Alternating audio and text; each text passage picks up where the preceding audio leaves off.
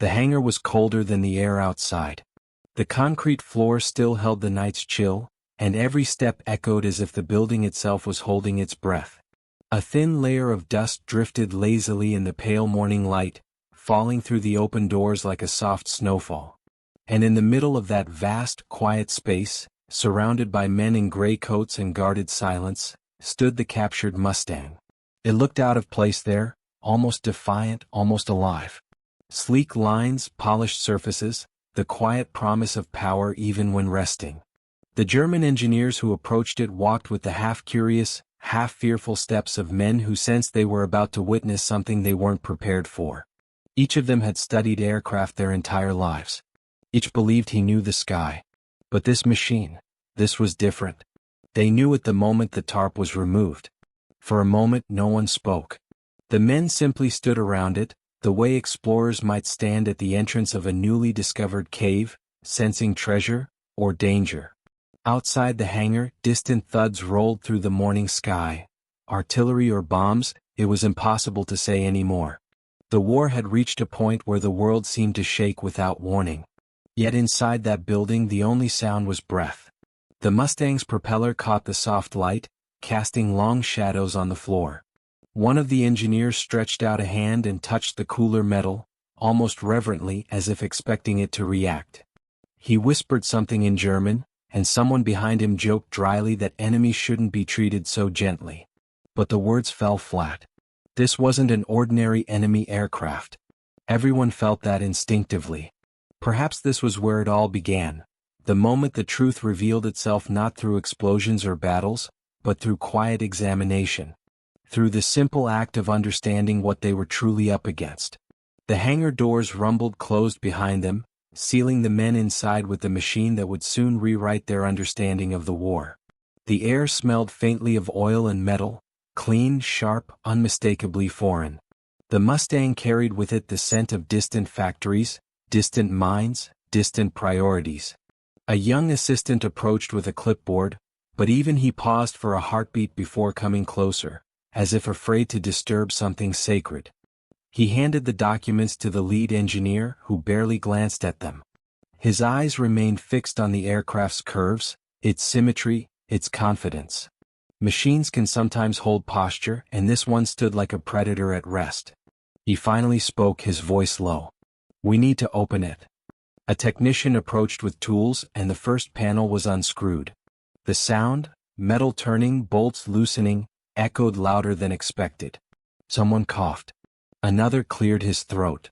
There was a sense, almost superstitious, that they were peeling back the skin of something powerful. When the panel came away, the reaction was immediate. Not spoken, not expressed, but felt. A glance shared. A breath held. A subdued shock. Inside the compartment lay wiring so clean it looked arranged for display, not battle. Tubes polished. Components placed with an elegance that bordered on arrogance. An engineer reached in, touched the smooth finish of a coolant line, and shook his head slowly. "This is not possible with our factories," he murmured. Someone disagreed, out of pride more than certainty. But the truth clung to the air. Germany's factories were underground now, scattered, bombed, starved of materials and time. The war had made efficiency a luxury no longer affordable. And as they looked deeper into the Mustang's internals, they saw not luxury, but mastery. Outside, another distant explosion rolled across the countryside like a reminder. Berlin was tightening. Supplies were thinning. The sky belonged to someone else. And here, in this quiet hangar, the proof stood polished and undeniable. The lead engineer motioned to examine the engine next, the heart of the beast. Several men stepped forward, lifting the cowling with careful hands. Underneath, the Merlin engine appeared like a sculpture carved from steel and purpose. Its lines were precise, the engineering tight, efficient, unforgiving. It was beauty and brutality fused into one. The chief engineer inhaled deeply, the way a man does when realizing a truth he wished were false. He motioned to a gauge, a fuel line, a supercharger assembly, each superior to their own. Piece by piece the logic became clear. Piece by piece the fear grew heavier. The Mustang wasn't just a machine. It was a message. A message from a nation with resources, vision, industry, something Germany was losing more with every passing week. And as they gazed upon it, silent and humbled, another truth began to reveal itself. It wasn't the Mustang alone that doomed Berlin. It was what the Mustang represented: range, speed, power, consistency, confidence, and the simple, unspoken reality that the war was no longer balanced. The skies were changing. The world was changing. And somewhere in the quiet folds of that hangar air, the men understood, perhaps more clearly than any general or politician, that the future had already shifted out of their reach. They had not examined a machine. They had examined a verdict. They stood around the engine for a long moment, as if waiting for someone to speak the words none of them wanted to say. The Merlin engine seemed to breathe even when silent, its curves and metal veins appearing almost organic in their harmony. One of the older engineers removed his glasses, wiping them slowly, though there was no dust on the lenses. It was simply an old man's gesture of buying time to accept what he was seeing. He finally stepped closer, leaned in, and traced his finger along the supercharger housing. "Look at the welding," he whispered. "Look at the finish, the precision." His voice softened, almost in disbelief. "This was built in a place untouched by our struggle." Another man, younger, fiercely loyal to the Reich's industrial dreams, shook his head. "We can produce this. We just need." The older man cut him off with a tired sigh. "Time. Materials. Workers. Factories. Stability." He paused. "Tell me, which of these do we have left?" His words settled over the group like settling ash. No one responded. In the far corner of the hangar, a thin crack of light pushed through a gap in the metal wall, illuminating the dust suspended in the air. The particles danced slowly, drifting like the final sparks of a dying fire. It was strangely symbolic, beauty fading, slowly, quietly, without protest. The lead engineer motioned for the men to continue the inspection. The Mustang's belly panel was removed, revealing the internal fuel plumbing. The group leaned over it, their breath fogging faintly in the cold air. The Mustang's structure seemed almost impossible in its simplicity. Clean lines. Efficient routing. Not a centimeter wasted. Not a gram misused. One mechanic muttered under his breath. "It's like they built it knowing no bomb would ever touch their factories." Someone else replied quietly, almost bitterly, "Perhaps none of ours ever did." The comment triggered a silence. A heavy, uncomfortably honest one. 4 months, American daylight bombing runs had grown in number, intensity, and precision. The Luftwaffe, once the terror of Europe, had been stretched thin to breaking. Fuel was scarce. New pilots barely trained. Experienced pilots, gone. The skies were no longer arenas of equal competition. They were arenas of survival. And the Mustang, with its unmatched range, roamed those skies like an apex predator. A distant rumble crept through the walls again, this time more powerful, shaking dust from the rafters. The younger engineer looked up nervously. "It's getting closer." But the lead engineer remained focused on the aircraft in front of him. "This," he said, tapping the metal with the back of his knuckles, "is why it's getting closer." The words lingered. He moved toward the cockpit next, climbing the ladder with the body language of a man approaching an altar. The canopy, clear and wide, offered visibility their own fighters envied. No blind spots. No bulky framing. The seat seemed positioned with careful thought: pilot comfort, control ease, weapon alignment. Every instrument was arranged logically, designed to minimize confusion even under the chaos of combat. He sat inside, feeling the foreign leather beneath his fingers. "Look at the amount of thought put into the pilot," he said quietly. "It's as if they wanted the pilot to live." The cynical mechanic chuckled darkly. "We design ours so the pilot can be replaced." The remark drew a hollow laugh from a few others, but there was no humor in it. It was instead an accidental truth no one enjoyed hearing aloud. The lead engineer pressed his palms against the control column, testing its movement. Smooth. Effortless. Responsive. No grinding. No tension. It felt like holding the reins of something powerful yet obedient. He looked up at the canopy again, his breath visible in the crisp air. "Imagine flying at 6,000 meters," he said softly. sunlight everywhere, no blind spots, and an engine that never quits. Another engineer responded, almost reluctantly. Our pilots. They say sometimes they don't even see the Mustang until it's already behind them. Yes, the lead engineer murmured, because the Mustang sees everything. Outside, the wind dragged across the hangar doors with a long, low moan, the kind of sound that made the building feel alive. Or perhaps it was the echo of a world shifting, piece by piece, as Germany's last illusions of superiority thinned. The group moved toward the wings next. They ran their hands across the polished metal. Smooth, cold, almost glass-like. The aerodynamic design was unmistakable. Refined. Tested. Perfected. Everything about the wing spoke of countless hours in wind tunnels, simulations, precision engineering. The elder engineer bent down and looked closely at the rivet pattern. Symmetrical. Perfect spacing. Minimal drag. He exhaled deeply. Even their mistakes look intentional. Someone behind him asked, "Do we even have factories capable of this anymore?" The answer came not from a person but from the silence that followed. For a moment, they all simply stood there, fingers brushing against the wing surface like mourners touching a coffin. The Mustang wasn't just an enemy aircraft, it was a symbol of what Germany could no longer keep up with. A country with the raw strength to build thousands of these machines, while Germany struggled to repair the few fighters still limping home. A technician crouched down near the landing gear, examining the hydraulics. This is extremely efficient," he said slowly. "No wonder they can take off and land so smoothly. Look at the shock absorption. It reduces pilot fatigue." The lead engineer nodded. "And every hour a pilot is less fatigued, he is more deadly." They all knew it was true. They didn't want to admit it. But the truth had a way of haunting the air around the Mustang. The younger engineer stood up straight, folding his arms tightly. "So what does all this mean?" he asked, more out of desperation than inquiry. The lead engineer didn't answer immediately.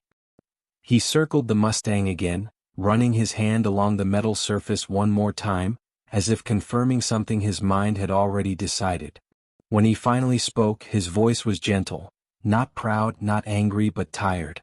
"It means," he said, "that Berlin is no longer defended by the sky." No one said anything. It didn't need repeating. Outside, the wind grew stronger, slamming against the walls as if urging the truth to settle. The hangar felt smaller suddenly, and the world outside felt larger, more dangerous than it had a moment before. But the examination wasn't over. Not yet. "Continue with the internals," the lead engineer said quietly. "We need to understand everything. We owe the truth that much." They moved toward the ammunition bays and the fuel tanks, men once filled with confidence now carrying the posture of those attending a quiet funeral. They began unscrewing panels again, each turn of the screwdriver echoing like a ticking clock. The Mustang was ready to reveal more. And Berlin, somewhere far beyond the hangar walls, was running out of time.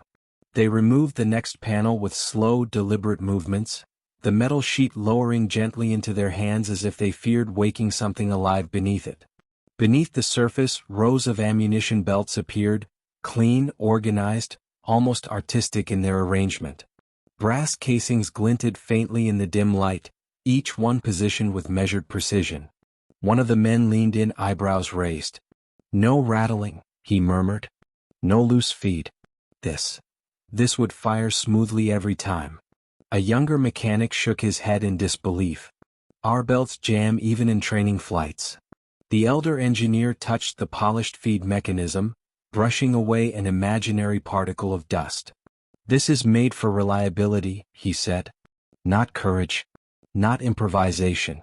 Just certainty. Certainty. A luxury long abandoned in Germany's air industry. They had become masters not of creation but of repair. Patching holes. Swapping parts. Stretching machines beyond their limits. The Mustang, on the other hand, seemed built with the confidence of a nation whose factories breathed, healthy, strong, alive. As they explored deeper, the cold air in the hangar seemed to thicken. The men moved as though caught between fascination and dread, each discovery another page of a story they were only beginning to understand. And with every new glimpse, the truth grew sharper. The war was no longer a contest of willpower or ideology. It had become a contest of machines. The lead engineer straightened, rubbing his hands together as if trying to rid them of a chill. "Let's check the fuel system," he said. They moved beneath the wing where the auxiliary tanks were secured. When they opened the compartment, the group collectively inhaled. The lines were crisp. The valves engineered with astonishing precision. Even the clamps looked sturdy enough to last a decade. "This is why they can escort bombers to Berlin and back," said a technician, shaking his head. "No leaks. No overheating. No failing pumps." Another added, "They could cross half of Europe without stopping." A painful truth settled over them. Range. It was the one thing German fighters lacked above all else. The Luftwaffe had brilliant pilots, men who once danced across the sky with unmatched skill. But no amount of skill could outrun physics. German fighters had to abandon their bombers. Had to turn back early. Had to choose between fuel and pursuit. But the Mustang chose nothing. It simply continued. The lead engineer placed his hand over the fuel tank. "This single feature," he said softly, "may have changed the entire war." He didn't specify which feature. He didn't need to. They all understood. The men moved around the aircraft once more, their footsteps echoing in a rhythm that felt almost ceremonial. The Mustang's presence dominated the space, not through noise, not through motion, but through its calm certainty. A quiet predator comfortable in its own superiority. The younger engineer broke the silence again, though his voice sounded smaller this time. "But how? How did they build so many of these? How do they have enough metal, enough rubber, enough fuel?" The elder engineer gave him a long look. There was no anger in his eyes, only a kind of weary compassion. "Because their world is not at war like ours," he said. "Not their cities. Not their factories. Not their labor. They fight far from home." One of the men muttered, "Our factories are bombed every night." Another added bitterly, "And we are forced to build underground." The lead engineer nodded. "And underground, nothing grows. Not machines. Not people." The hangar door rattled suddenly, wind slamming against metal, making several of the men jump. The sound roared through the vast room as if Berlin itself were pounding on the walls, demanding answers they weren't ready to give. When the noise faded, the silence that followed felt impossibly heavy. They continued the examination with growing solemnity. Piece by piece the aircraft revealed the gap between two worlds. The Germans were engineers, brilliant ones. But brilliance cannot replace resources. Genius cannot replace stability. Talent cannot replace time. As they removed the final structural panel, exposing the frame beneath, the lead engineer exhaled slowly. The internal skeleton of the Mustang, smooth, reinforced, designed for durability, made his breath catch. No jagged welds. No uneven joints. No rushed assembly. Just clean metal, shaped with intention. "This is mass production?" one of the younger men asked softly, disbelief stretching his voice. "Yes," the elder engineer replied, pain threading his tone. "This is what happens when a nation has everything it needs, and time to perfect it." Someone else whispered, "We can't compete with this." The lead engineer didn't deny it. Instead, he walked the length of the wing one more time, trailing his fingertips along the metal surface. "Our pilots," he said, voice nearly cracking under the weight of truth, "never stood a chance." The men froze. The word struck harder than any explosion outside the hangar. Never stood a chance. The kind of admission that no soldier, no engineer, no patriot ever wants to speak. But the truth had been laid bare in front of them. It wasn't just the Mustang's speed or range or firepower. It was everything. Every rivet, every bolt, every line of engineering. Every decision rooted in stability and abundance. And Berlin had none of those things left. The lead engineer finally stepped back from the aircraft, his posture heavy. "We must report our findings," he said. "The High Command will want every detail." "And what will they do with it?" someone asked. He didn't answer. A long, hollow silence filled the hangar. In that silence lived a truth deeper than any analysis. The Germans had not simply examined an aircraft. They had examined their own future. and it was slipping away. Behind them, the Mustang stood quietly, almost respectfully, as though honoring the gravity of the moment. A silent messenger. A mechanical prophet. A warning the Germans had received too late. The lead engineer exhaled, shoulders sinking. "Pack up," he said softly. "We're done here." But as the men began gathering their tools, a new sound rumbled through the air. Not artillery this time, not bombs, but the distant, unmistakable hum of engines. American engines. Growing louder. Closer. The men turned instinctively toward the direction of the noise. And in that moment, standing beside the machine that symbolized their defeat, they understood the simplest truth of all. Berlin wasn't doomed because of what they had seen today. Berlin was doomed because the skies no longer belonged to Germany. They belonged to the Mustang. The sound of approaching engines echoed through the morning air, low at first, like a distant growl rolling across a vast plain. The German engineers instinctively paused, listening, not with curiosity but with the sharp, conditioned alertness of men who had spent months living under skies they no longer controlled. The hum grew louder, clearer, vibrating faintly through the corrugated metal walls of the hangar. One of the men stepped toward the nearest window, peering through a narrow slit of glass. "Mustangs?" he whispered.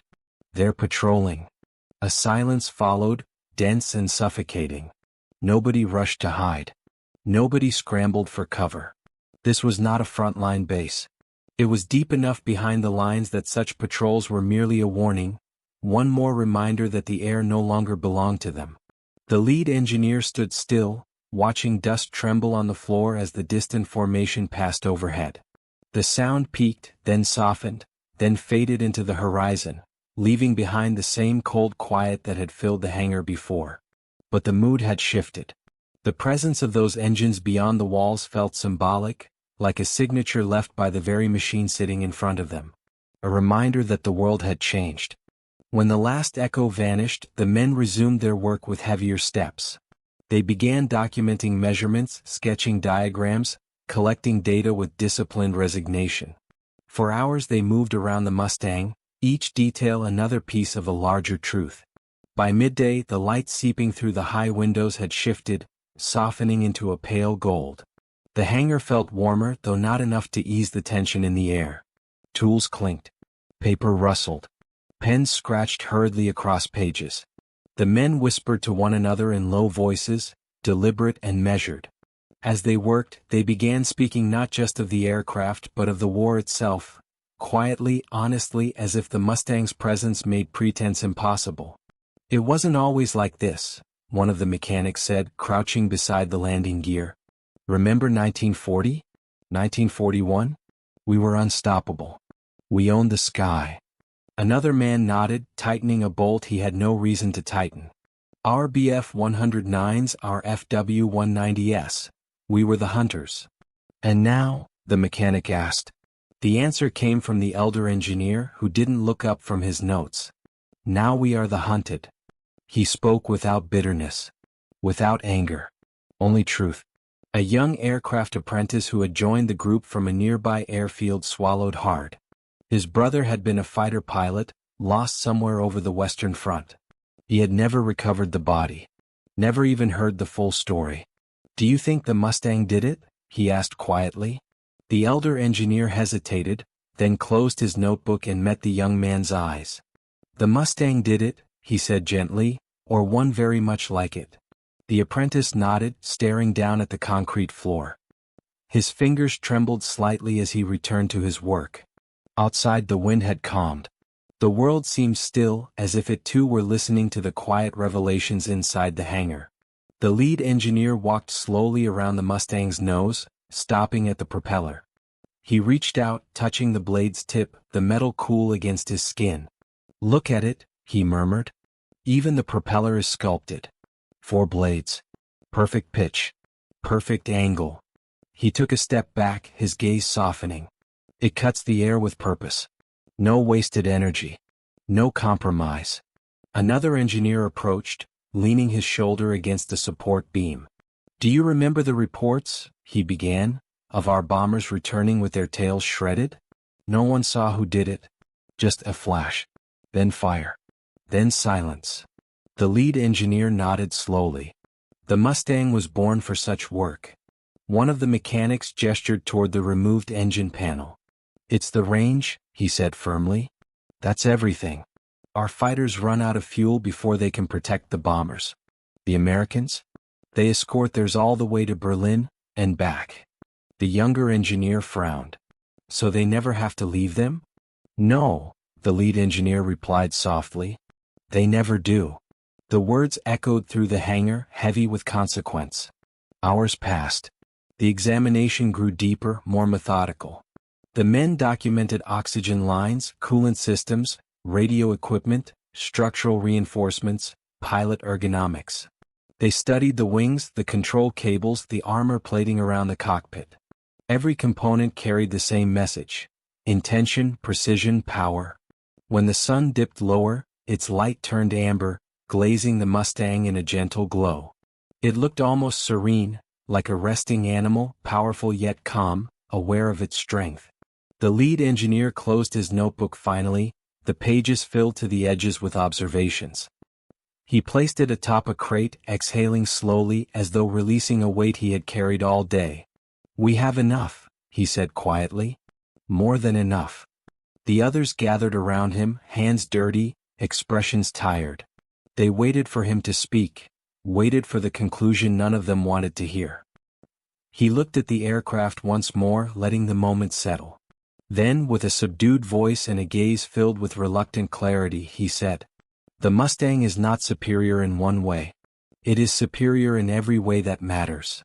He paused, his eyes drifting toward the far-off horizon. "And that is why Berlin cannot be saved." The words echoed gently through the hangar, carrying a finality that no argument could challenge. It felt as if even the Mustang understood, the silence around it deepening with quiet acknowledgement. The younger engineer shook his head slowly. "But what can we do?" he asked, desperation sharpening his tone. "What can anyone do now?" The lead engineer walked toward the hangar doors. He placed his hand on the cold metal, feeling the vibrations of the wind outside. "Nothing," he said softly. "Except understand the truth." He pulled the doors open just enough to let a harsh gust of evening air rush inside. The wind carried the faint scent of distant smoke, burning oil, burning factories, burning futures. He looked out over the empty field beyond the base, where the sky was turning a deep shade of iron blue. "War," he continued, "is not lost in battles alone. It is lost in what a nation can no longer build." He turned back to the group. "And we can no longer build the future." The men stood still, absorbing the weight of his words. A faint rumble rolled across the sky again, another formation passing in the distance. Mustangs, no doubt. Flying with confidence. Flying with fuel. Flying with purpose. Flying toward Berlin. The lead engineer lowered his gaze. "Let's finish our report," he said softly. "History will not care for our feelings. Only for our truth." They nodded slowly, returning to their tools, their notes, their measurements, men fulfilling a duty that now felt both important and painfully late. Inside that hangar, time seemed to stretch and fold, blending the mechanical with the human, the technical with the tragic. And somewhere in that quiet twilight, the Germans realized that the Mustang was not merely an aircraft. It was the mirror in which they saw their own downfall. Berlin's fate was sealed long before the first bomb fell. It had been sealed the moment the skies changed hands. And the Mustang was the signature written across that change. They worked late into the evening, long after the sun had slipped beyond the horizon and the hangar lights flickered into life one by one, bathing the captured Mustang in a harsh white glow. Shadows stretched across the concrete floor like long fingers reaching toward the aircraft, as if the darkness itself was trying to reclaim something it no longer owned. The hum of a generator vibrated faintly through the metal walls. The cold deepened. But still the men worked. Not because they believed their findings could change the war, but because understanding was all they had left. The younger engineer sat beside a crate, scribbling measurements onto a clipboard, his handwriting growing unsteady with fatigue. He looked up at the Mustang every few minutes, unable to shake the feeling that the machine was watching him back. There was something unsettling in its stillness, something almost predatory. A quiet king of the sky forced to rest, but never truly powerless. One of the mechanics approached the rear fuselage, running his hand along its sleek curvature. "Look how smooth this is," he murmured. "No rough edges. No imperfections." He took a step back, shaking his head in admiration and disbelief. "Even our prototypes don't look this refined. The Americans have resources we can't imagine anymore," another replied from across the plain. "Rubber, aluminum, high-octane fuel. Hundreds of thousands of factory workers untouched by war." He gestured around the hangar. "While we work with scraps." The elder engineer, who had been examining the structural reinforcement near the tail, turned with a sigh. "This aircraft is not just a machine," he said. "It is a message carved in metal." He paused. "And the message is simple: we cannot win a war of endurance." He walked slowly toward the cockpit again, the echo of his footsteps filling the quiet hangar. He climbed the ladder once more, easing himself into the seat as if sinking into a confession. The controls fit perfectly into his hands, even though they were designed for a completely different man, a completely different world. He rested his fingertips on the throttle, the smooth surface cool against his skin. "Imagine," he said softly, "flying this across the English Channel. No fear of running out of fuel. No need to turn back. No worry about maintenance failures." He looked up through the bubble canopy, gazing at the darkening sky above. "You would feel free," he whispered. "Free in a way our pilots haven't felt in years." His words carried a quiet ache. One the others felt but dared not name. The young apprentice, still haunted by the thought of his brother's final flight, approached cautiously. "Do you think our pilots ever had a chance against this?" he asked, his voice thin. The lead engineer closed his eyes, inhaling deeply. He opened them again with reluctant honesty. "In the early days of the war, yes. But now?" He shook his head slowly. "No. Not anymore." The boy lowered his gaze.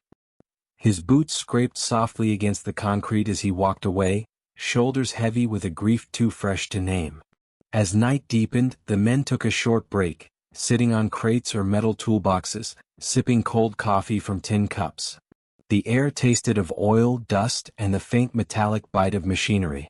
Outside, the wind carried distant echoes of war, the low rumble of artillery, the faint thud of explosions miles away, the restless whisper of a fractured world. The mechanic with grease on his sleeves stared at the open sky through the hangar's small window. "Do you think Berlin will fall?" he asked quietly. The elder engineer didn't look up from his notes. "Berlin has already fallen," he said. "The rest is just time catching up." The words struck deeply, settling in their minds like stones sinking in a pond. No one argued. No one offered false hope. Reality had become too loud, too undeniable. After the brief rest, they returned to the Mustang as if drawn back by gravity. They inspected the coolant system again, comparing it to their own designs. They studied the radio equipment, the clarity of the wiring, the logic of the layout. Everything was built with one intention: to keep the pilot alive long enough to win. The lead engineer gestured toward the radio setup. "Do you see this?" he asked. "Clear frequencies. Reliable signal. They can communicate across long distances without interference." He tapped a nearby cable. "Our pilots often fly blind." Someone replied bitterly, "We forced them to."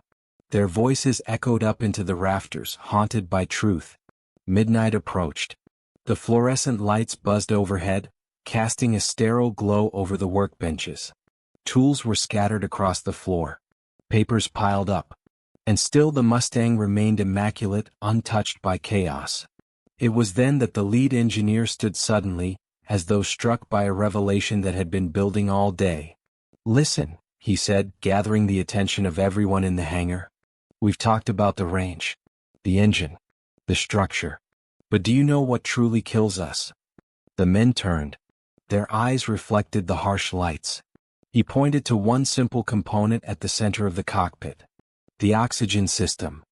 The young engineer frowned. "What do you mean?" "We have altitude limits," the lead engineer replied, stepping closer, his voice low and firm. "Above a certain height our pilots struggle. They lose focus. Their vision blurs. Their endurance collapses. He touched the Mustang's oxygen regulator with reverence.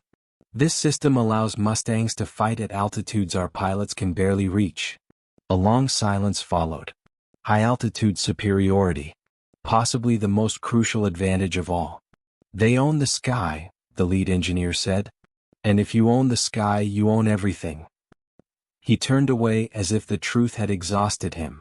Outside, the faint glow of distant fires shimmered on the horizon. Berlin, burning softly in the night. The younger mechanic whispered, "So this single machine, it's the reason the bombers come so deep into our territory?" The elder nodded. Because it escorts them, protects them, shields them. He looked at the Mustang the way a doctor might look at a diagnosis. It was never just an airplane. It was a guardian. The apprentice swallowed. And we have nothing like it. No, the engineer said quietly. Not anymore. The wind pushed against the hangar doors once more, rattling the metal, making the walls tremble. And for a moment, it sounded like the war itself was knocking. Impatient, inevitable, closing in. The lead engineer placed his notebook on a crate and closed it for the final time that night. "We've learned all we can from this," he said. "Now we must accept it." Accept what? Someone wanted to ask. But they already knew. Accept the end. Berlin was not doomed because of the Mustang alone. It was doomed because the world that built the Mustang was too strong to resist, too vast to match, too determined to stop. The lead engineer turned off one of the lights, plunging a portion of the hangar into shadow. The Mustang's silhouette remained sharp and proud. "A machine like this," he said softly, "does not lose wars." And behind him, the darkness whispered the rest. Nations do. By dawn, the men were still awake. They had drifted into that strange, exhausted silence where thoughts grow slow and heavy, and every sound feels amplified. Inside the hangar, the lights cast long shadows across the Mustang's frame, turning the aircraft into a sculpture of war, beautiful in form, terrifying in meaning. No one spoke for a while. They simply stood around it, each man lost in his own thoughts, his own fears, his own private understanding of what this machine had revealed. Outside, early sunlight crept across the frost-covered fields. A thin mist stretched low across the ground, glowing gold as the sun climbed higher.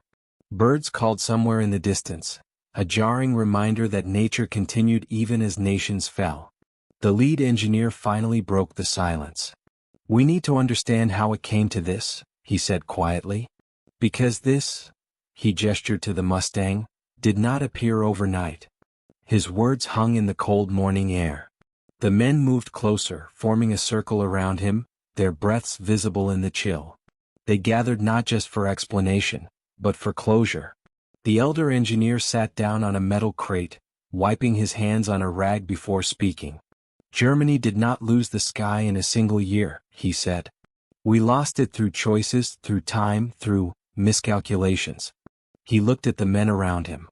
"Let me tell you how." And the story unfolded. At first it came slowly like a long-forgotten memory resurfacing. But then it widened, grew and deepened, spanning years, battles, factories, and decisions that echoed through the war like ripples through water. He began with the early years when the Luftwaffe was a force the world feared. When German pilots sliced through the sky with unmatched skill, and the world below trembled at the sound of their engines. In 1940, he said, our fighters were the standard of excellence. The Bf-109 was a marvel of engineering. Fast, deadly, agile. He paused. But it had one flaw, range. The men nodded. They knew this intimately. Germany's fighters were fast but short-legged. They couldn't escort bombers far into enemy territory. They couldn't stay in fights longer than a few minutes before fuel scarcity forced them home. And when the war turned, the elder engineer continued, we didn't redesign for endurance. We redesigned for speed. For interception. For bursts of attack. His voice tightened. But the world was changing and we were not. He gestured to the Mustang. The Americans built range into their machines from the start. We tried to outrun the future. They planned for it. Another engineer added, their factories were untouched. Ours were burning. And that, the elder continued, made the difference. He stood slowly walking toward the Mustang's wing. He placed his hand on the cold metal, as if feeling the heartbeat of a long, unfolding history. Look at this wing, he said. Laminar flow. A design ahead of its time. Reduces drag. Increases speed. Saves fuel. His voice grew heavier. And when paired with the Merlin engine, it became something unstoppable. The men studied the aircraft with new eyes, not just as a machine, but as the culmination of years of progress they had failed to follow. Another engineer stepped forward. But we had innovation too. Jet engines. Rockets. Advanced aerodynamics. The elder nodded. Yes. But innovation means nothing when it arrives too late. He walked toward the open engine compartment. The Germans loved brilliance. Loved bold ideas. Loved the extraordinary. He tapped the metal. But war rewards the consistent, not the miraculous. Outside, a gust of wind rattled the hangar doors as if punctuating his point. The Mustang, he continued, was not the most advanced aircraft in the world. It was the most reliable, the most practical, the most efficient. He turned back to the men. And it was built by the thousands. The younger engineer frowned. But our pilots were highly trained, experienced, gifted. Yes, the elder agreed. They were. He paused. And then they died. No one spoke. The truth was too heavy. The Luftwaffe's early pilots, aces who had defined the war's first chapters, were gone. Replaced by boys barely out of school, given barely 20 hours of training before being sent into skies patrolled by Mustangs flown by seasoned warriors. One Mustang pilot, the elder engineer said, once described shooting down a German fighter as sadly predictable. He said he didn't even want to fire. The boy in the cockpit looked younger than his youngest brother. The young apprentice standing beside the landing gear swallowed hard. His brother's face flickered through his mind again. Another mechanic wiped his forehead, though the air was cold. We couldn't protect our fuel depots, our oil fields, our transportation lines. Because, the elder replied gently, we couldn't protect the sky. He walked toward the center of the hangar, turning a slow circle, his gaze sweeping across the men. When you lose the sky, you lose the war. His words dropped like stones. Berlin was doomed long before the first Mustang circled above it. Doomed the moment our factories went underground. Doomed the moment our skilled workers were drafted. Doomed the moment we stopped building to last, and began building to survive. He looked at the Mustang again. This aircraft, he said, was built to last. A silence fell, thick and solemn. The Mustang gleamed faintly in the morning light, an indifferent witness to their reflections. The elder engineer continued, softer now. The Americans had steel. We had shortages. They had fuel. We had rationing. They had time. We had deadlines. They built 10 aircraft while we repaired one. He paused. And their pilots went home after their missions. Ours did not. The young apprentice looked up, eyes shining with restrained grief. So what does that make the Mustang? The elder engineer held his gaze. It makes the Mustang the final chapter, he said. Not the cause. The culmination. Outside, a thin plume of smoke rose from the horizon, dark against the pale sky. Berlin. The capital. The symbol of everything they had built. Everything they were losing. The lead engineer inhaled deeply, watching the rising smoke as though it were the breath of a dying city. He spoke quietly, almost to himself. We were not defeated by a machine. He looked back at the men. We were defeated by time. The hangar grew still again. And in that stillness, with the Mustang standing silent and unwavering, the truth stood taller than any of them. Berlin was doomed not because of the Mustang's power, but because Germany had run out of tomorrows. The morning light sharpened as the men absorbed the elder engineer's words, but no one moved. They lingered around the Mustang in a half circle, as if waiting for the aircraft itself to speak. It didn't need to. Its silence told a story far louder than engines ever could. The lead engineer rubbed the back of his neck, fatigue pulling at his posture. We've spoken of factories, he said softly. Of machines. Of strategy. But wars are not fought by metal alone. He paused, his eyes drifting toward the Mustang's cockpit. They're fought by people. The others shifted uneasily. People. Pilots. The young men who climbed into these machines and vanished into the sky. The elder engineer motioned toward the aircraft.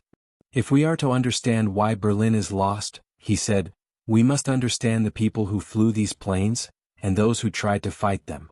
A long breath filled the space. No one objected. They were ready to face the human side of the truth. He stepped closer to the Mustang's cockpit, tapping the glass gently. Start with the pilot, he said.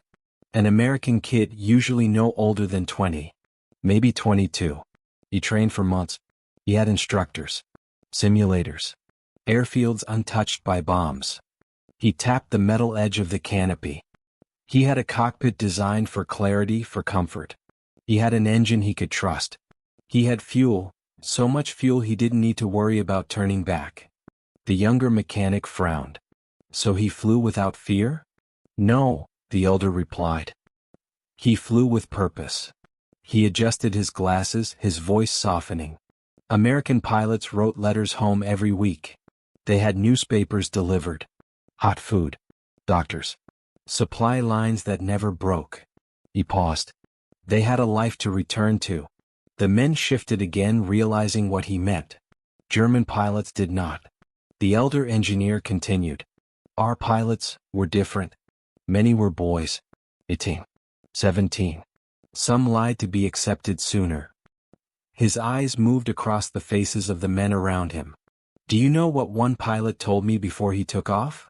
They remained silent. He said, if I die today, tell my mother I was brave. The apprentice inhaled sharply. His brother had said something similar before his final flight. The elder engineer's voice dropped lower. By 1944, Germany had no time to train pilots properly. 20 hours of flight time. Sometimes less. He shook his head slowly. They learned to fly in the sky where Mustangs were already waiting. He pointed to the Mustang's wings. Do you know why these guns were angled perfectly? Why the belts fed so smoothly? Why the pilots could fire and stay steady? He gave no time for an answer. Because the pilot had been practicing for years. The lead engineer added quietly, ours learned under fire. A heavy silence followed. Then one of the mechanics spoke, staring down at his oil-stained boots. My cousin, he flew a Bf-109. He said that sometimes when a Mustang appeared behind him, he didn't even try to fight. He just prayed for a cloud. For fog. For anything. The elder engineer nodded. He wasn't alone. He walked around the Mustang's tail, his hand trailing along the metal surface. Many of our pilots never saw the Mustang that killed them. Not because it was invisible, but because they were exhausted, undertrained, overwhelmed. The younger engineer's voice cracked. What chance did they have? None, the elder replied softly. Not in the end. Another long silence followed, broken only by the distant thud of artillery, a sound that had become as familiar as breathing. The lead engineer stepped forward, drawing everyone's attention. But do not think the Americans felt nothing, he said. Do not think they were immune to fear. War leaves no heart untouched. He walked toward the Mustang's nose, placing his hand on the cool metal. American pilots wrote about the German fighters. About how skilled they once were. How dangerous. How unpredictable. He paused. And they respected them. He looked at the younger men around him. Some Mustang pilots cried after missions. Not from joy. But from guilt. He exhaled softly. One wrote, I shot down a boy today. He looked too young to shave. The apprentice clenched his jaw, fighting the emotions rising in his chest. The elder engineer continued. Another pilot said, they're desperate now. You can feel it in how they fly. He walked around the hangar as he spoke, pacing slowly, the weight of the war clinging to his words. He described German pilots scrambling into half-repaired aircraft, flying with minimal fuel, facing an enemy with better altitude, better speed, better training. He described American bomber crews witnessing entire German squadrons fall to Mustangs before they could even reorganize. He described a sky where hope thinned like smoke. The younger mechanic finally asked, "Did any of our pilots escape?" "Yes," the elder said. "Some survived. Some surrendered. Some lived out their days quietly. But many," he exhaled deeply, "many had only minutes of life once they took off." The hangar grew silent again. Outside, the morning mist was beginning to lift, revealing distant tree lines and rolling fields, scenery that seemed peaceful and indifferent to the suffering of nations. The elder engineer looked around the room, meeting each gaze in turn. "This war did not just break machines," he said. "It broke men. Both sides." He stepped toward the Mustang again. This aircraft may have symbolized American dominance, but inside it sat young men terrified of dying far from home. He rested his palm on the cockpit glass. "And our pilots, they sat in theirs knowing home might not exist when they returned." The truth stung. Harder than any metal fact. Harder than any technical comparison. The lead engineer spoke softly. "That is why Berlin is doomed." He looked toward the horizon where faint smoke rose. "Because we are out of machines." He paused. "But more importantly, we are out of men." For a long moment no one moved. Then the youngest apprentice whispered, his voice barely audible, "So this is what the end looks like?" The elder engineer nodded slowly. "No," he said. "This is what the truth looks like." He turned his gaze to the Mustang, its wings gleaming faintly in the rising sun. "And the truth," he whispered, arrived with a roar of American engines. The hangar door creaked in the wind once more as if the world itself was shifting. A reminder that nothing was the same. A reminder that nothing would be again. Berlin's story was already written. The Mustang had not created the ending. It had merely delivered it. The men drifted into silence once more, each lost in the weight of what had been spoken. The lead engineer stood with his back to the group, staring through a narrow window as the morning brightened into full day. Beyond the frost-tipped grass and distant tree-line, smoke still curled upward from the direction of Berlin, a thin gray thread against an empty sky. It rose straight into the air, unfazed by the wind. A quiet signal. A plea. A warning. He turned back to the others, his face worn, his voice steady. "The sky is not just an arena," he said. "It is a mirror. And in this war, it reflected everything we became, and everything we failed to become." The others listened. Their breaths fogged the cold air. The Mustang stood between them like a witness. "You want to understand why Berlin is doomed?" he continued. "Look at what the skies became." He took a slow step forward, his boots scraping across the concrete. "At the start of the war we filled the sky with confidence. Our aircraft were feared. Our pilots were legends. Our enemies scrambled to answer a threat they did not understand." He paused, recalling the early victories. France, the Low Countries, the Blitz. The Luftwaffe had been unstoppable, clean formations, perfect timing, tactical coordination unmatched. "But war changes," he whispered. "And we did not change with it." He walked toward the Mustang and rested his hand on the cold metal. "This aircraft is not just a tool. It is a symbol of adaptation, of learning, of resilience." He turned back to the men. "And we became a nation that could no longer adapt." He spoke of the Luftwaffe's unraveling, not in technical terms but through vivid memories shared by pilots, mechanics, civilians, and officers. "There came a time," he said, "when our fighters would take off with half-full tanks. When our pilots had never fired their guns before entering combat. When our airfields were so bombed that planes took off through clouds of dust and debris." He walked slowly around the Mustang, using it as a guide, as if each section of the aircraft represented a different chapter of the war. "We lost the oil fields," he said, touching the fuel line. "And the skies dimmed. We lost our transports," he said, brushing the landing gear. "And our supply lines collapsed. We lost our experienced pilots," he said, fingers tracing the edge of the wing. "And their absence turned to ghosts haunting every squadron." He paused at the cockpit. "And finally," he said softly, "we lost our hope." The apprentices looked down. The mechanics shifted uneasily. The weight of the truth was almost too much to hold. "But Berlin," one of the younger engineers whispered, "Berlin was the heart of everything." "Yes," the elder said. And hearts can break. He spoke then of the city, not through military reports or strategic diagrams, but through the human experiences that defined its final months. He described the constant wail of air raid sirens, echoing across streets filled with families who no longer ran to shelters because fear had exhausted them. He described children sweeping rubble from doorsteps that no longer led to homes. He described mothers searching for bread in shops with empty shelves. He described fathers digging through ruins looking for photographs, for memories, for anything that might remind them of normal life. He described a city drowning slowly, steadily, under the pressure of a war that no longer needed to be won, not because of a lack of courage but because of an absence of tomorrow. He looked up at the men. In the final months, Berlin was already a ghost. A mechanic wiped his brow, though the air was cold. So the bombing, he began, was inevitable, the elder finished, because there was no one left to stop it.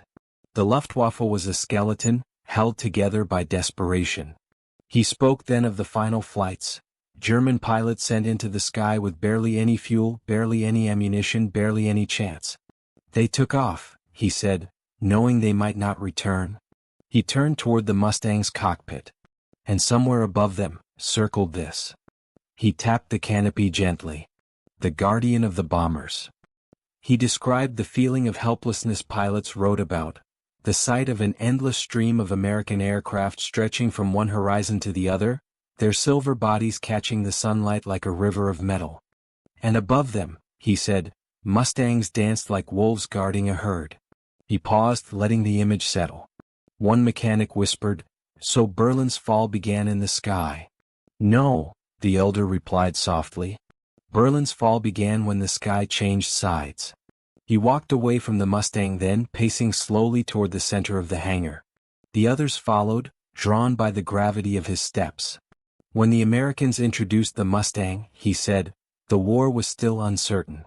But when the Mustang proved it could escort bombers all the way to Berlin, the war ended.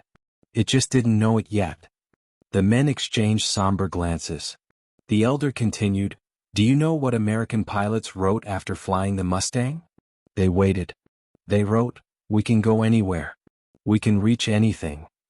He let the words echo. And then quietly, "And when your enemy can reach everything, you can protect nothing." He closed his eyes for a moment, gathering strength before continuing. Berlin wasn't just a capital, he said. It was a symbol, a promise, a heart. But hearts, no matter how strong, cannot survive when the body fails. He turned toward the Mustang. This aircraft is the proof of that failure. The hangar felt colder suddenly, as if the truth itself had lowered the temperature. The apprentice stepped forward, voice small but steady. "But what about the people?" he asked. "The civilians, the families, did they know?" A long silence followed. Then the elder engineer spoke, voice touched with sorrow. They knew the walls were closing. They knew food was scarce. They knew the nights were loud with explosions. They knew their sons were not returning. He paused. But they did not know the exact moment Berlin was doomed. He nodded at the Mustang. That moment was here. The hangar grew quiet again. And in that quiet, the truth sharpened. The Germans were not defeated when the Mustang entered the war. They were defeated when they realized what it meant.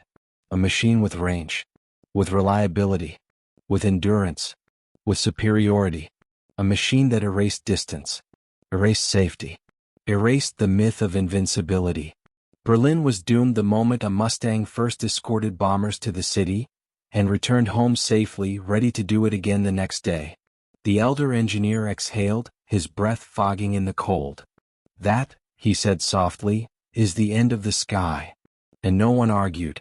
The hangar felt unbearably still. Not the peaceful stillness of rest, but the heavy, suffocating quiet that follows understanding. A quiet in which the world seems to hold its breath because there is nothing left to say, and yet everything left to feel. Outside, the mist had almost lifted. The sky stretched pale and silent across the horizon, tinged with winter gold. It was the kind of sky that once belonged to Germany, but no longer did. The lead engineer drew a slow breath and spoke again. "We have seen the machine," he said. "We have spoken of the pilots. But to understand the fall of Berlin, we must look beyond the hangars and airfields. He turned toward the open hangar doors. We must step into the streets. The others watched him, curious and uneasy as he walked toward the threshold. The wind brushed past him, carrying the distant chill of a dying city. For a moment he stood there, framed by the morning light, as if contemplating the weight of the world beyond. Then he stepped back inside. Berlin, he said softly, was once alive. He described the city not as an engineer, but as someone who had walked its streets before the war darkened them. Children chased pigeons across Alexanderplatz, he said, his voice distant with memory. Laughter echoed from cafes where artists, writers and dreamers debated the future. Electric trams glided between buildings that scraped the sky. The river shimmered. Music floated through open windows. He paused. And then, the sky began to change. The first bombs were distant rumors. Then distant sounds. Then distant lights flickering on the horizon. Then they were no longer distant. When the sirens first wailed, the elder engineer said, many believed it would pass. That it was temporary. That the war would never touch Berlin. He closed his eyes for a brief moment. And then the bombs fell closer. He described families gathering in basements lit by candles, the air thick with fear and the smell of damp concrete. He described children covering their ears as the ground shook, mothers whispering false assurances, fathers pretending they were calm. He described the sound of footsteps, thousands of them, rushing down stairwells at night, every family carrying a single suitcase filled with whatever hope could fit inside. He spoke of neighbors holding hands in the dark. Of strangers sharing blankets. Of a city slowly losing its breath, one air raid at a time. But the people kept going, he said. They swept the streets after every raid. They rebuilt walls that fell. They tried to pretend life was normal. He shook his head. But the sky would not stop speaking. The mechanics listened quietly, each imagining the city through the eyes of its civilians. The ones who had never touched an aircraft, never worn a uniform, never stepped onto a battlefield. The real collapse of Berlin, the elder engineer said, was not a military event. It was emotional. He walked slowly across the hangar, the Mustang shadowing him like a silent observer. A mother who had kept her family fed for years suddenly found empty shelves. He paused, his voice trembling. A father who protected his children could not protect them from the sky. He touched the side of the Mustang gently. And children, who once played in sunlit parks, learned the color of fire. The room fell quieter than before. The younger engineer cleared his throat. But the people were told we would win, he said, almost pleading. They believed it. Yes, the elder replied. Because belief was all they had left. He described propaganda posters plastered on walls. Smiling soldiers, triumphant eagles, bold slogans promising impossible victories. He described speeches broadcast over radios, insisting that Germany still possessed undefeatable strength. He described leaflets urging civilians to hold firm. But propaganda, he said quietly, cannot stop a Mustang. He paused to let the truth sink in. When the people of Berlin looked up, he continued, they saw the truth. They saw the sky filled with silver bombers, dozens, then hundreds, then thousands. He raised a hand toward the ceiling. And above them, they saw these. He pointed to the Mustang. Aircraft that flew with grace, with confidence, with certainty. Aircraft that escorted death and returned home untouched. He lowered his hand. And that, he said, is when the people understood. He described Berlin's final winter. The cold. The hunger. The long nights broken only by flashes of explosions. The sound of walls collapsing in the dark. He described streets lined with rubble. Bread lines stretching around blocks. Bodies carried quietly away in the early dawn. He described a woman covering her elderly mother with a blanket inside a freezing apartment because there was no coal left to burn. He described young boys, children, volunteering for defense units because they believed it would help their families survive. He described families huddled together in cramped shelters, whispering prayers beneath a sky that no longer belonged to them. He described the moment Berlin realized it was truly alone. The apprentice whispered, It must have been unbearable. The elder engineer nodded. It was. Then he added, and it was avoidable. The men stared at him unsure. He continued, Berlin did not fall because its people were weak. It fell because its leadership gambled with the future until the future disappeared. He walked back to the Mustang. This aircraft is not just a machine, he said. It is a teacher. He gestured around the hangar. It teaches us what happens when you underestimate time. When you ignore the world changing around you. When pride blinds you to progress.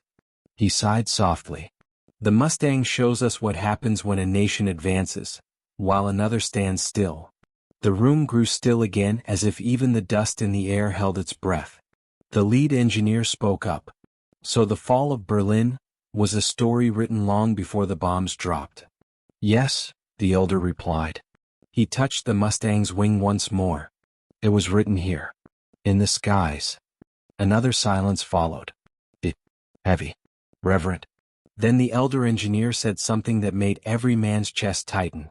Berlin did not die because it was attacked, he whispered. Berlin died because it could no longer look up with hope. The hangar felt colder than the winter outside. The Mustang remained motionless, its very existence a quiet reminder of inevitability. And the men finally understood on a human level what they had already understood on a mechanical one. The war was lost not when Berlin was bombed, but when Germany could no longer touch the sky. They stood in that cold hangar, surrounded by silence, by metal, by memories that did not belong to them but weighed on them as if they were their own. The Mustang sat in the center, still, patient, unchanging, yet every minute they spent beside it made the aircraft seem somehow larger, as if its shadow stretched beyond the concrete walls, beyond the airfield, beyond even the war itself. The elder engineer exhaled softly, the sound almost lost in the vast space. War, he said, is not simply won or lost on battlefields. It grows from the choices nations make, the dreams they chase, and the truths they refuse to see. And when a nation stops listening, the sky answers for them. He walked slowly around the Mustang, trailing his fingers along the metal skin as though tracing the history written into it. The others followed him with their eyes, the weight of his steps echoing through the hangar. This aircraft, he continued, is more than a weapon. It is a reflection of a world that adapted faster than we did. A world that learned, evolved, and moved with purpose. He paused, letting his hand rest on the cool metal. Germany stopped moving forward. And the world did not wait. The wind pressed against the hangar doors again, carrying the faint scent of smoke from faraway fires, fires that once consumed distant cities and now devoured their own. The elder engineer glanced at the horizon where the faintest trace of ash blurred the sky. Berlin fell long before the Soviets reached its gates, he said. It fell the moment we lost innovation. When fear replaced clarity. When fantasy replaced reason. His voice deepened. And when we mistook pride for strength. The younger mechanic stepped closer, his voice uncertain. But surely, we were strong once. Yes, the elder replied, turning to face him. And that is what made the fall so devastating. Strength without renewal becomes decay. Power without reflection becomes blindness. He gestured toward the Mustang, its silhouette bold against the diffused light. This machine carries the power of a nation that embraced the future, while we clung to the past. He leaned against a workbench as though the truth itself weighed too much to carry standing. Think of what this war taught us, about people, about nations, about ourselves. He spoke slowly, each word rising from a place deeper than memory. The Americans built with abundance because they had the space to dream big. The British endured with patience because they learned to survive storms. The Soviets pushed forward with unimaginable sacrifice because they believed the land demanded it. He lowered his gaze. But we built on fear. We built in darkness. We built with trembling hands. The men listened, their hearts tight, their thoughts circling their own regrets, their own questions. When had the turning point really come? When had hope quietly slipped through their fingers? When had the skies, not just the physical ones but the symbolic ones, closed above them? The elder engineer continued, now softer, calmer, almost tender in tone. This captured Mustang, It is not the enemy. It is the lesson. He moved toward the cockpit again, placing his palm on the glass. Inside this aircraft, a pilot saw the world clearly, through a canopy that cut no corners, through instruments that never wavered, through a machine that trusted him as much as he trusted it. He tapped the metal gently. Our pilots, brave as they were, sat in machines built by men praying for more time. He closed his eyes briefly, and when he opened them, there was a strange calm in them. Berlin is doomed, he said quietly, not because it is weak, but because it forgot the one truth history always repeats. The future belongs to those who build it before they need it. One of the men swallowed hard, his voice barely above a whisper. So, what do we tell them? I command? The officers? The government? The elder engineer turned his gaze toward him, a gaze filled not with fear but with acceptance. We tell them the truth. That the sky has changed. That machines like this, he nodded to the Mustang, have rewritten the rules. And that no amount of courage can overcome a world that has moved past you. The lead engineer walked toward the open hangar doors, letting the cold air brush against his face. Look outside, he said. Do you hear it? The others listened. At first they heard nothing. Then faintly, like distant waves crashing on a far shore, they heard the soft hum of engines, American engines, patrolling somewhere far but inevitable. That sound, he said, is the future. And the future does not care whether we are ready. He stepped back inside, his footsteps slow, steady, resonant. The Mustang, he continued, will be remembered not because it destroyed cities, but because it brought clarity. It forced us to confront what we had ignored. It ended illusions. It ended arrogance. It ended denial. He turned to the aircraft and his voice grew quieter. And in doing so, it ended Berlin. The hangar seemed to breathe then, as if the very walls acknowledged the truth spoken within them. The men remained still for a long moment, their eyes fixed on the Mustang, each trying to process the weight of everything they had learned, everything they had seen, everything they had finally allowed themselves to admit.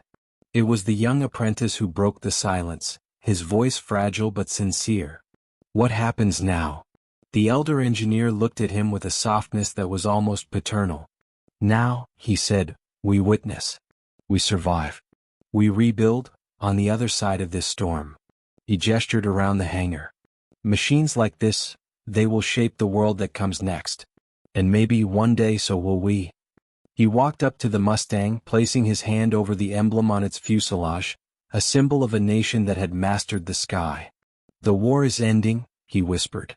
And the sky is simply reminding us. The others gathered beside him, forming a circle around the aircraft, engineers, mechanics, apprentices, men who had built machines their entire lives and now stood humbled by one they had not. They remained there, heads bowed slightly, not in defeat but in reverence. Because for the first time they understood something larger than war. They understood that technology is not cruelty. Innovation is not violence. Progress is not destruction. These things become destructive only when wielded without wisdom. The Mustang was not built to crush Germany. It was built to win a war that Germany had already lost long before.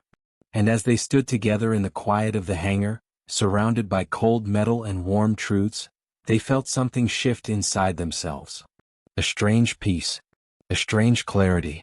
A strange acceptance that the world had changed and that they, finally, were ready to see it. Outside the sky brightened. Inside the men breathed deeply. And the Mustang, silent and still, waited for the world to move forward. The light outside the hangar grew brighter, warming the frost that clung stubbornly to the grass and softening the rigid edges of the morning. Inside, the men stood around the Mustang in a loose circle, as if gathered around a monument. And perhaps, in a way, they were. This machine, captured and silent, had become more than a war trophy. It had become a testament, a warning, and a mirror reflecting back everything their nation had tried so desperately not to see. The lead engineer took a slow step back, drawing a deep breath that filled the cold air with white mist. There is something important we must understand, he said. His voice was calmer now, steadier, touched with a profound clarity that comes not from surrender, but from awakening. This aircraft did not defeat us. We defeated ourselves. The others watched him closely, waiting for the truth beneath the words. Our arrogance, he continued, told us the world would never surpass us. Our pride told us we were untouchable. Our leaders told us we were destined to triumph. And while we clung to those beliefs, the rest of the world changed. He gestured toward the Mustang with an open hand. This is what the world became while we stayed the same. The elder engineer nodded. The future rewards those who prepare for it, he said. Not those who fight it. The mechanics shifted, absorbing the meaning. They had spent years repairing machines built out of hope and desperation, machines meant to resist the tide that had already turned. And now, standing before a machine built from foresight, strength, and resources, they felt the truth settle like snow on their shoulders. The apprentice, young, shaken, but listening more intently than any of them, stepped forward. Is this what all war becomes? He asked quietly. A race to see who adapts first? The elder engineer gave a small, sad smile. War is only the surface, he said. The real race is life itself. Nations rise when they build for tomorrow. They fall when they cling to yesterday. He walked to the edge of the hangar, looking out at the open field and the distant sky. The mistake, he said softly, was believing the sky would always be ours. He turned back to the group. And the Mustang simply proved that it no longer was. A hush fell over them. The war had been loud, thunderous engines, exploding shells, screaming sirens, walls collapsing under flame. But the truth was quiet. It came not with explosions but with reflection. Not with fire but with understanding. The mechanics gathered their tools slowly, more out of habit than purpose. No one wanted to leave yet. Leaving meant returning to a reality outside the hangar, one filled with uncertainty, fear, and the slow crumbling of a nation. Inside, at least for a moment, they had clarity. And clarity was rare in times like these. The lead engineer sat on a crate, elbows on his knees, looking up at the Mustang with thoughtful eyes. You know, he said softly, this aircraft will survive the war. The apprentice frowned. How do you know? Because it was built to survive, the lead engineer replied. And things built with care, with vision, with purpose, they outlast the storms. He stood again, walking back toward the plane.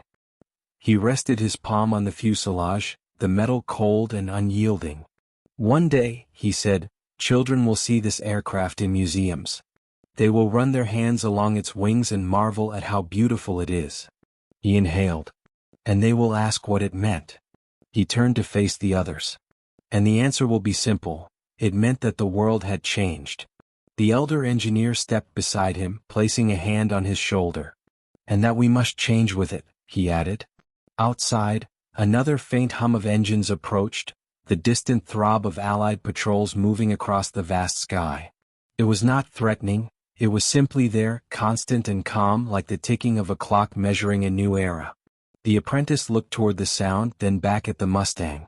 Do you think we will ever fly like that again? The elder engineer offered a gentle nod. Yes, he said. Because defeat is not the end. It is the beginning of understanding. And understanding is the seed of progress. He turned to the group, his voice steady and warm. There will be a time when Germany rises again, not through war, not through conquest, but through rebuilding. Through creation. Through embracing the lessons written into the metal of this aircraft. The lead engineer added softly, and when that day comes, the sky will no longer be a reminder of what we lost, but of what we learned. The hangar door creaked again, letting in a rush of wind that swept across the floor. Dust lifted into the air, swirling gently, catching the light like ash turning into gold. And as it settled, the Mustang seemed to stand a little taller, its wings stretching into the glow, its metal skin reflecting the promise of sunrise. The men gathered their notebooks and tools, preparing to leave. They took one last look at the captured fighter, some with sorrow, some with awe, some with quiet respect. For a moment, no one moved. The world held its breath. And then, slowly, they walked toward the exit. At the threshold, the elder engineer turned once more. His gaze lingered on the Mustang, and in the soft morning light, the aircraft no longer looked like an enemy.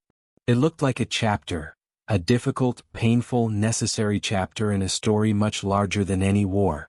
He spoke one final truth, a truth that drifted like a feather through the cold air. In the end, he whispered, it was not the Mustang that doomed Berlin. It was what the Mustang revealed about us. He stepped outside and the hangar doors eased shut. The echo faded. Silence filled the space.